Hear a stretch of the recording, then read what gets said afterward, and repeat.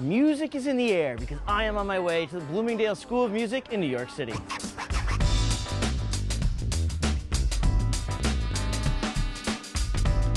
Bloomingdale is this hidden gem on the Upper West Side of Manhattan. We've been operating here for more than 50 years out of a brownstone built in around 1900. If you were walking down the street, you probably wouldn't even know what takes place in the building. You might see the banner flying above the street, you might hear some music coming out of the windows, but the minute you walk in the door and you hear music from all around, it's like, I had no idea this was going on.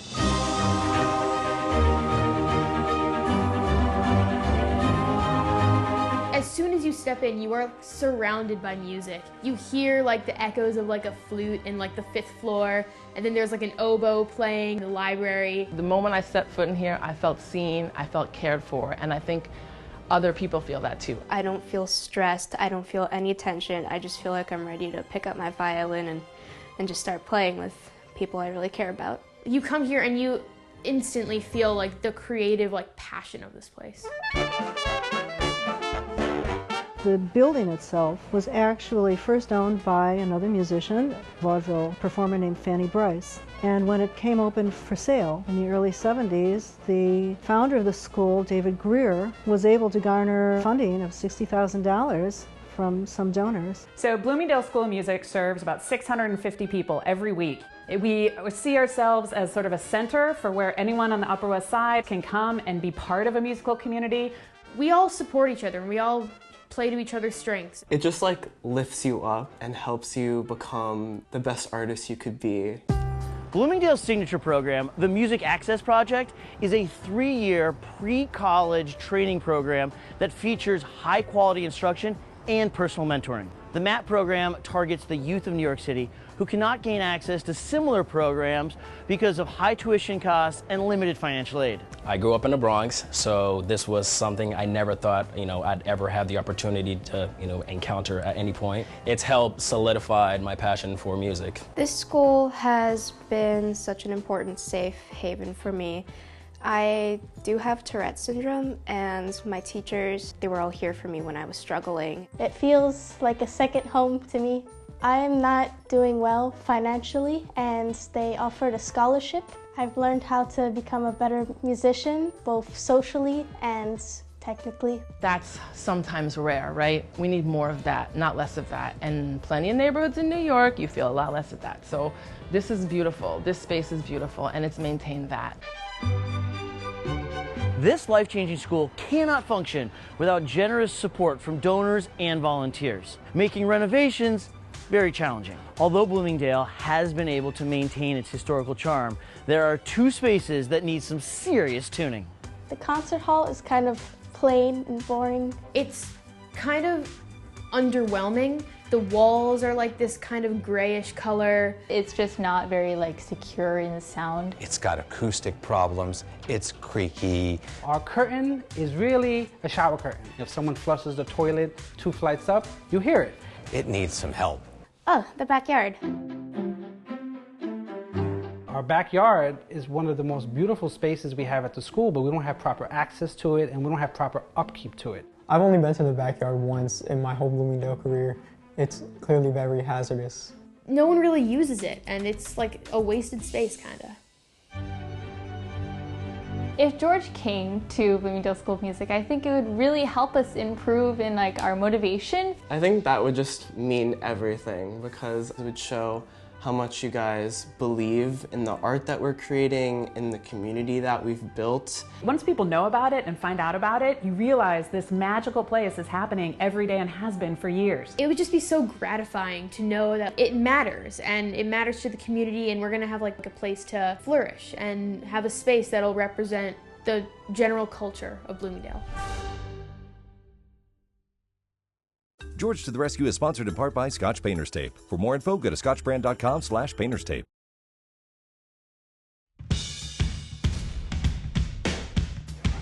Josh, welcome back to George to the Rescue, but more importantly, welcome back to the Bloomingdale School of Music. I know, it's amazing. It is time to rescue the Bloomingdale School of Music. Helping us out is Josh Wiener from Silver Lining. So yeah, here we are, Josh, the concert hall that it literally has not changed since you were a student here. The recital hall is exactly what the recital hall was in 1970s. So the mission has changed, the scope of the school has changed, the space is hurting. You'd think in a music hall, in a place where people are performing, you would have better acoustics. And here, like, just us talking, it's like, It's totally echoey. What canyon are we in? And there's other stuff going on in the back too. I mean, it's going to be incredible what we're going to do. So not only in there, but out here, I mean, look at this. It's terrible. Right off of the concert hall is a courtyard that has never been touched, but it has so much potential. I mean, this is the place that you could have outdoor concerts spring, summer, or fall, and right now it is being totally underutilized. Concrete's off level. People can trip over those bumps over there. Right. There's nothing aesthetically pleasing back here. If it was a person, you would say it's disheveled. Yes. So what do you say we go get those jackhammers and make some music of our own? I'm with you.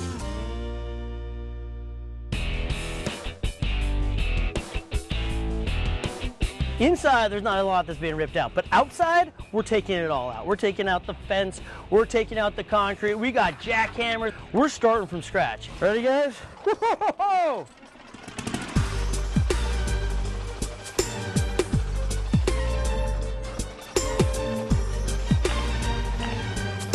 I know George could probably demo the whole thing himself in a couple hours, but I brought Signature Demo because I know that he needed 15 guys plus getting rid of all the trash. You got to help George out, you know, otherwise he'll break his own back.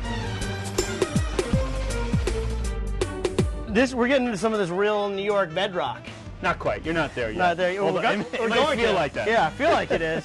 I'll be in the subway. soil. I'll be in the subway station pretty soon. That'd be interesting, Shaq. Yeah, I'll be down in the one line. I can't even imagine what we are going to unearth digging in a back courtyard in New York City. Satisfying, isn't it, George? I mean, treasure, old bodies, Jimmy Hoffa. Let's see this rock right here? Yep. Underneath it are buried the ashes of David Greer. He was the organist who said, kids in New York need music even though the schools had gotten rid of the music program. We don't want to demo this all and lose David's ashes. So you ready to do a little archaeology? Yes, sir. See if we can find it? Let's see what we can find. See these two things on your side? Those are rat traps. Yeah, I know. Let me know if you see any rats. I'm going in. George to the Rescue is sponsored in part by 3M. For more information, go to 3mdiy.com. I've never unearthed ashes on George to the Rescue before.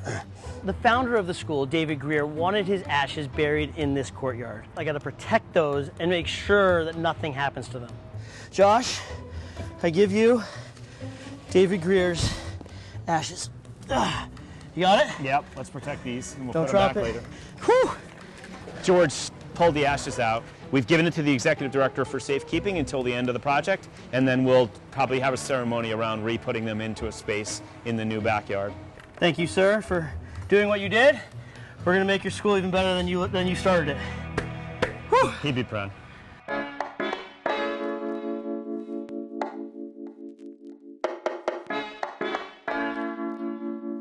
Creating a professional looking and sounding concert hall is no easy task, so I got to bring in the experts.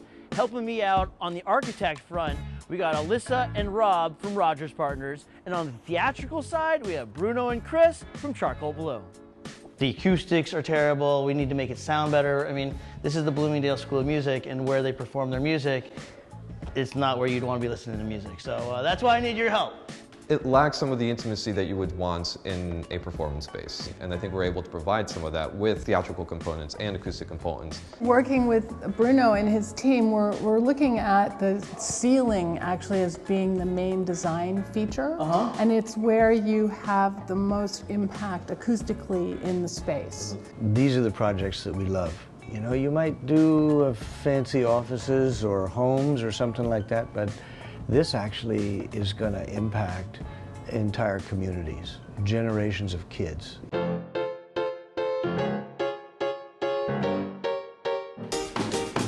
Wow. Look at this, huh? Moving and shaking. A lot. Forte Plumbing came in here, re-ran all the sprinkler pipes because they were totally in the way. Then I've got Apollo Electric. They're running all new electric for the ceiling, new switching. We had an electrical plan that's pretty aggressive. Right. This is an old old townhouse, and the electric wasn't absolutely as dated as the house was. So as soon as we got in here, the electrician started surveying the existing system. We were tripping breakers when we were demoing outside when George was running the jackhammer. So immediately they had to run new wires, new circuits in order to make the recital hall be able to accommodate the new lighting that's going in. When the paneling goes up on the ceiling, that'll have that flow going back to the space because it's a, it's a theater, and you can hear the difference in this room already. Remember when we first walked in, it was all echoing? Yeah. So this is all kind of dampened now. The flooring will help. Also, your buddy Evan has been crushing it outside. It's nice to see that we got all this new fencing going in and everything. It's coming in nicely. Once we put up the fence, we're going to stain it. And then the paving, what we're doing is we're going to do a paving that looks like a keyboard. So it's going to be in bluestone with the black kind of insets for the keys. Wait, so you're saying that the ground, when you walk out, it's going to be like from the movie Big?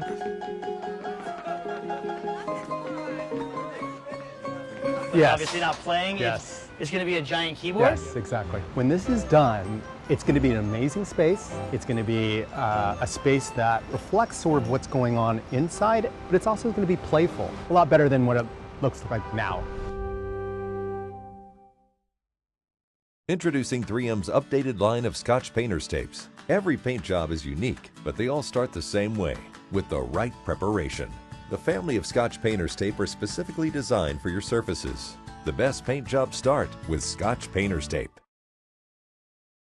I'm really just so impressed on how everything's coming together. Working in the city is no easy feat, and we're tackling an outdoor area and an indoor area. All right, so Evan, talk me through what it takes to put down a patio, especially here in New York City. There's no really pulling up a truck in somebody's driveway. I mean, we literally had to bring all this stuff through. That's all hand done. It's all brought in and everything else. Let's cut some bluestone. Okay. All right, here we go.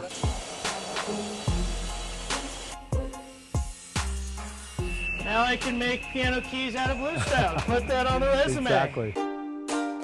Evan is absolutely killing it in the backyard. From the 40 Visuals mural, Site 1 hardscaping materials, and Hicks Nursery, we have transformed a useless space into an outdoor oasis. Evan, I come bearing the Bloomingdale School of Music founder, David D. Greer's ashes. David D. Greer was a musician and a pianist. Well, David Greer, that's right, DG. So we figured on the keyboard, why not put him within the G? G for George, G for Greer. It's a great idea. George, do you want to do the honors? Bye, David. We have all of this gravel. We have this white gravel and this dark gravel. What we want to do is we're going to use this resin, which is going to lock all of this gravel together. But we don't want to get any of this resin on our bluestone. So in order to protect the bluestone, I'm using 3M's Scotch exterior surface tape. The nice part about that, it's waterproof. It's meant to stick on exterior surfaces, rough surfaces like bluestone. Oh. Right? This is a transformation, and not only visually, you can hear it. Josh has brought countless world-class vendors into this performance space. From Darwood floors to Metropolitan painting interiors, Sage AV, it is an immersive transformation from the ground up. The lighting panels can control all the different lights. Right, so you got the house, you got the stage, you can do your presets. And check out this curtain. This curtain is theater grade curtain. 90% of the shows on Broadway have the same curtains by this company, Eyeweiss, and check it out. It covers all these closets. You know, I've always wanted to perform on a Broadway stage, and you know, this is it. This is as close to maybe as I'm going to get. Well, the room has everything. I can't wait for the chairs to be set up, and you know, maybe it needs something else. One more cherry on top. This project is going fantastic, but the crown jewel is a Steinway & Sons grand piano, and I'm lucky enough to get a tour of the factory.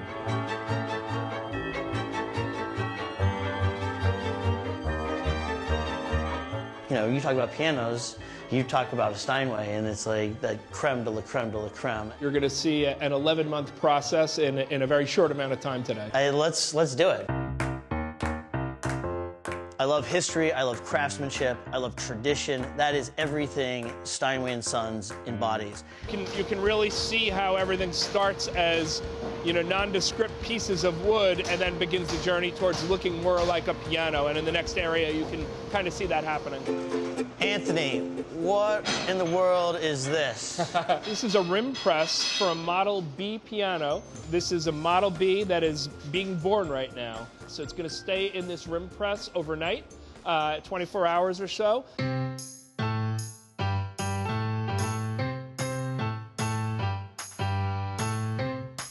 Over 200 hands touch a Steinway piano. It's incredible seeing all the craftsmanship, the labor, the love, the energy, the sweat, the tears. Now I see why it takes 11 months to build one of these things. Yeah. There's a lot of details, a lot of process. Access granted. Welcome, Mr. Gilroy.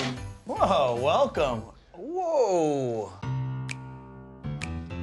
So here we go. This is the home to our most exclusive pianos. Whoa. Wow, like each one is like its own piece of art. Being able to do this for the Bloomingdale School of Music and the city and everybody coming together to make this happen, for the kids themselves, being able to play with instruments like a Steinway & Sons piano, it's going to help them grow so much more. So thank you for being a part of this. Well, great to see you. Great to meet you. Thank you very much. You too.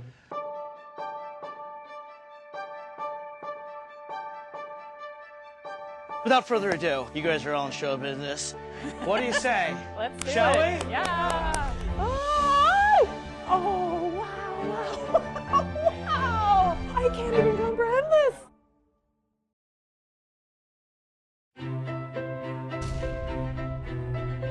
We were walking up to the building, and like before we walked in, I had butterflies, I was excited, I was nervous, just about what is this gonna be and then what's possible. Ah! Oh, wow, wow, wow!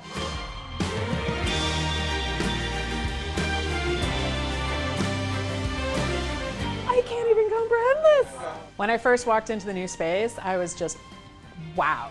And not just visually, listen, hear it. Whoa. Right? The sound. Whoa. It looked different, it looked elegant, it looked classy. It just took my breath away. Oh man, this is crazy. This is awesome.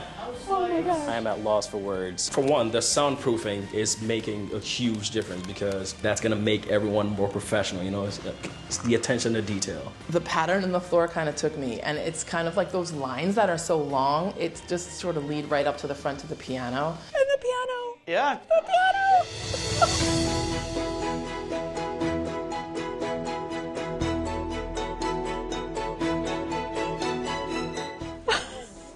The piano's big. You like that piano? I mean, I've heard 3 people already say they want to take piano lessons again. That piano is really beautiful. So I'm just excited to see how it makes people feel appreciated and showcased. This is the same space? Same space. Broadway quality curtains. Actually, the company that donated the curtains is the same company that purchased the curtains in 95% of all Broadway shows. Wow! It's like, wow! It's like, whoa. When I first walked into the new concert hall, I just felt really inspired. The amount of color that's in there, it's like just like the music that's going to play in there. It's really vibrant. It feels like we're walking into like a real concert setting. The atmosphere feels a lot more professional. I noticed that there were lights and a projector.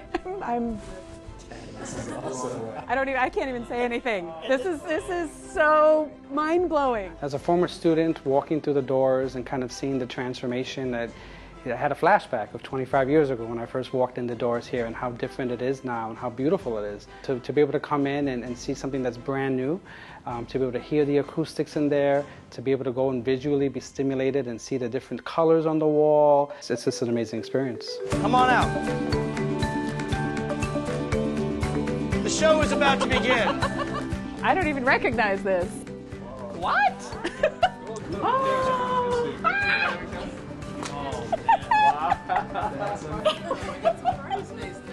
That backyard, oh my goodness. It's a completely different space now, you know. Oh, that is amazing! When I first walked into the new courtyard, I didn't even know where I was. And the mural, which on the one side is so cool and beautiful, and then you go around the corner and it's like this explosion of color and our logo. And that lighting is really pretty. I'm excited to maybe have outside concerts. Well, you know, I never knew David Greer, but clearly his vision and mission for the school of access to music in a home, in a place that's welcoming, is only magnified with what's happened here. What do you think? Thumbs up, double thumbs up, hang loose, rock and roll.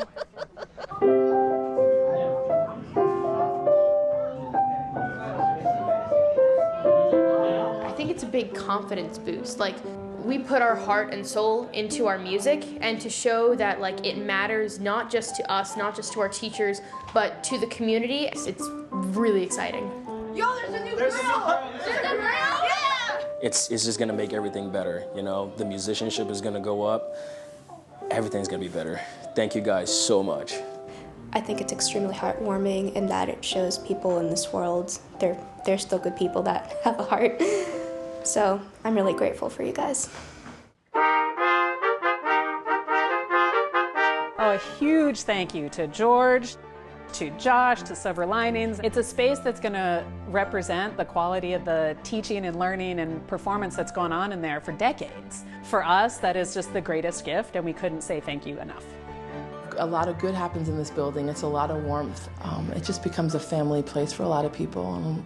I'm excited to see how that manifests. Thank you, George.